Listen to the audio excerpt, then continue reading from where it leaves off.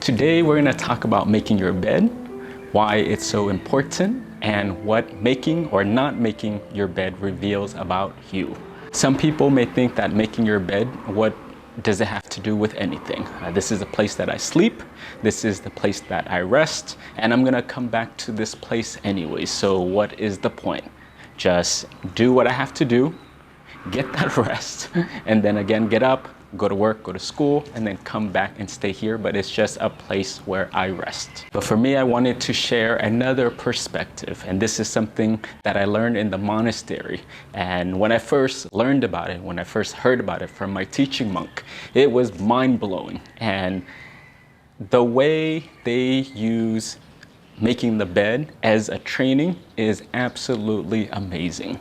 So why is this part so important? Well, because let's break down your day. In a typical person's day, we just wake up, we have breakfast, we go to school or to work, we have lunch, we go back to work and school again, we do extracurricular activities, we come back home, have dinner, and go back to sleep again.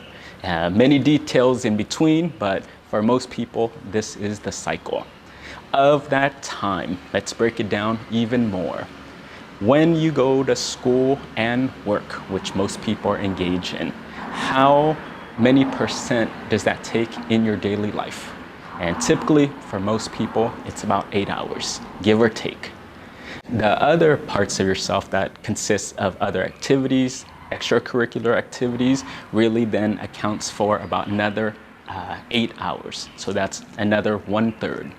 Then the last 1/3, we can say that it's spent in the bedroom. This is where we're slowing down to get our rest. This is actually where we are doing the sleeping. This is where we are waking up then to prepare for the rest of the day. So if we want to divide a person's typical day, it's 30% that it's spent on work or school, 30% on the other activities that you have, and then 30% more it's spent in your bedroom. So why this part of making your bed and what you do there is actually so key, because imagine your whole life, 30% is spent in this area.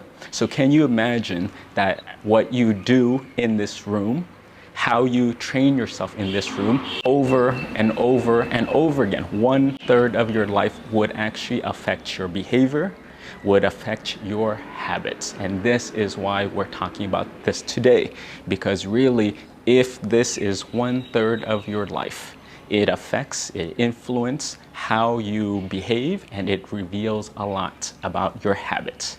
And this leads to the topic of today.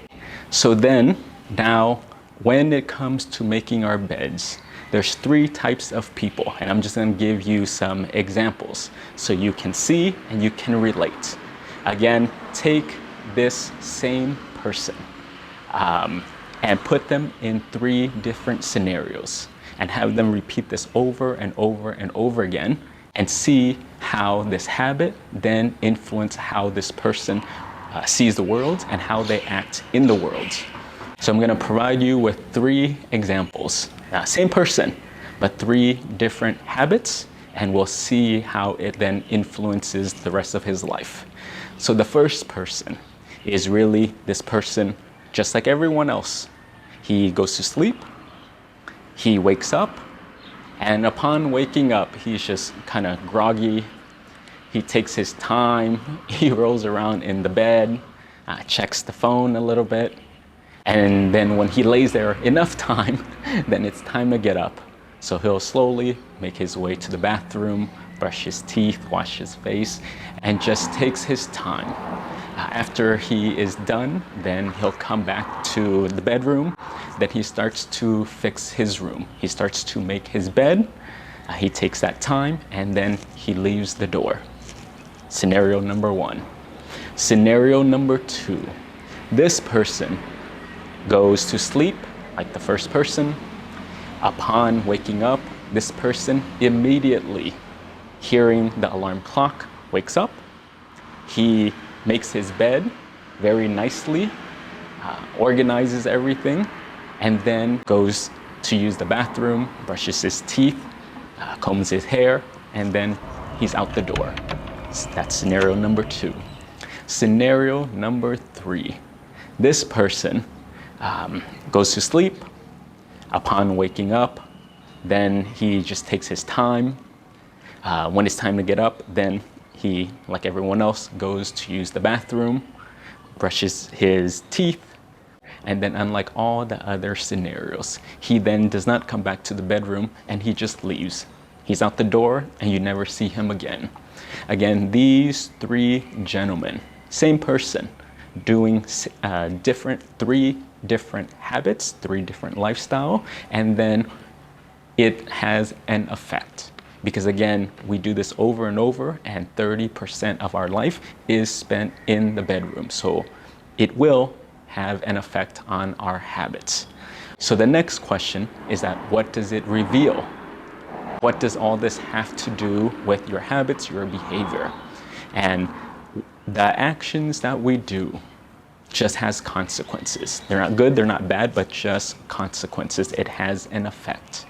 And for the first person who wakes up, they take their time, they go to the bathroom, then they eventually, after some time, then they come back and eventually gets around to making their bed, and then they're out the door.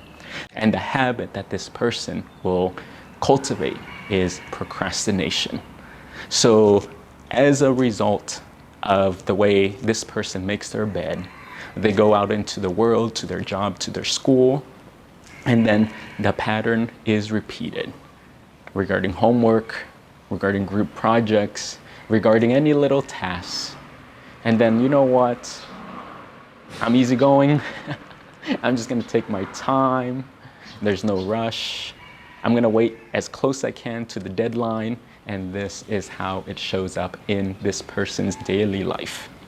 Second person, this person who immediately upon waking up, right at the snooze button, not a second time, but snooze button, they wake up, they have this habit of just immediately making their bed, then going to use the bathroom, and then they're out the door, and they do not come back to sleep in the bed until that evening. This person then develops the habit of knowing how to solve problems easily and clearly. They can see the issue and they take it one step at a time. They solve one problem, they fix it, compartmentalize, and then they go to the next. And it's clean. So it's not just messy, wishy-washy, let me take my time, let me procrastinate, but already it trains the mind. And the mind says, oh, no, let me finish this task. Task 1, okay, let me do my best. And I'm gonna complete this assignment. Then go on to task 2.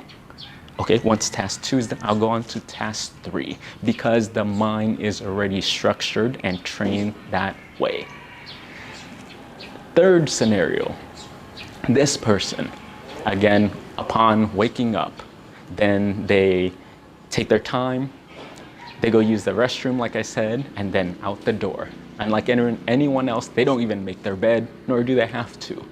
And what does this person cultivate? What habits? What characteristics? And really what it reveals is that this person develops the habit of being careless. Careless, now you take this attitude, if I don't even have to make my bed, I'm gonna come back here anyways, what's the point? It's the same sleeping area, it does not affect anything. I'm coming back here at night already, so why would I do double the work? Just come back. So then they carry this attitude. And it can be dangerous, but they don't even know that it translates. So then they carry this carelessness. So when they're out with their friends, I can say whatever I want to. I can do whatever I want to. I can come in late to work, it doesn't matter. I can turn in the paperwork late, but again, they bring this habit, they bring this carelessness and not knowing how to compartmentalize things. And they bring these types of habits into their daily working life. and their relationship with people around them. So then going back to what I said in the beginning of the video, is that these kind of things, or making your bed, looks like it's not a big deal, but it's the biggest deal, because again, we do these actions over and over and over, and 30% of your life is spent here. And we're not even aware of it. And can you imagine if 1/3 of your life is spent here, how ingrained that would be into yourself, into your habits? So it has an effect, and we're starting to feel those effects. And many people do not even know where it's connected. And this is where it's connected. So why am I even sharing this? And for me, I'm sharing it just as a gentle reminder to let people know that what we do, our actions, has consequences. Again, no judgment on your lifestyle, not good or not bad. You can figure that out. But really is these things that we do or do not do, they then influence our habits, which gets trickled down into our daily life and our interactions. And if you want to change and improve because you know that what we do affects our habits, then great, take this advice. And if you don't, that's okay too. If you feel like there's no need to change, I can do what I want, making my bed is not important to me, and I'll just carry on with my day, not a problem. But with that, I would just say, be careful, because I get so many people who then in their late life would come see me as their therapist, and they would complain about their habits, how they're struggling. And even in the monkhood, when I'm staying in Chiang Mai at the monastery, and people would come and meet with me after their meditation, and they, with a heavy heart, will say that they're struggling because they have bad habits. Their mind isn't so clear. Their thoughts are always wandering. They can't sit still. They feel restless. And their behaviors at times can cause relationship issues. Then they would have strong words with other people. They would get into arguments. And again, interpersonal relationships are suffering. They are late to meetings, but a lifestyle that they feel like they just want to be more organized and more proper because it's negatively impacting it. So when people practice these habits for a very long time, it affects their life. They come and they want to do something about it, and then they get surprised and not sure of how come I have bad habits? How come I do these maladaptive behaviors and I don't know how I got there? Why are my personal relationships, interpersonal relationships suffering? I'm not sure why. Yeah, it's because of this. And people struggle to connect the dot of where did it come from? Was I born like this? Is someone trying to punish me? But we get into this cycle. But it's really everything that it's going on has been bleeding through. And it started, one way that it started is through what we did in the bedroom. And this is how we made or did not make our bed. And it cultivated and solidified a habit that translates to every aspect of our life. But that is about all that I have for today. Just a small little nugget, a perspective, a gentle reminder that may be helpful for you. But overall, I just want to take the time to say thank you. Again, all these videos I say over and over, I hope it comes across, but not here to judge your life. And these kind of things, to get to where I am, took time. And I had guidance from my teaching monks and my brother monks, and in the monastery, they just have taught me so much to cultivate these habits, to clean these habits, because how our mind is structured, the organization of our mind just immediately translates to our physical outside world. So many times when the outside world feels a bit chaotic, it feels disorganized, yeah, because that's a result of a disorganized mind. So I just want to share what I know And hopefully you can take these nuggets every single week and just experiment with it and apply it and see how it starts to shift your world. And in Buddhism, we say eipasiko. So try it for yourself and let me know how it goes. But hopefully these tips are helpful and these insights are helpful. But again, as always, just greetings to you from Thailand. Please be safe and sharing all my blessings with you. So thank you.